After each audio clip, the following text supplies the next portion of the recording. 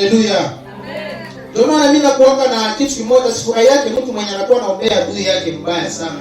Sifurahi yake afete. Yaani unakuwa unaombea ndugu yako, iko unafanya vitu vya mbaya, kisha unakuwa unamuombea kufike Mungu amkaribishe ule mtu. Unakuwa kaomba naomba pia. Yaani maisha ya mtu ambaye hajaamini Kristo anafanyaka vitu vya mingi kwanza venye anakuwa yeye ajue kama iko anafanya nini. Nimeweza kuonyesha kama Paulo huyu alikuwa iko na wa Kristo, alikuwa na wazi kunafanya kazi ya Mungu.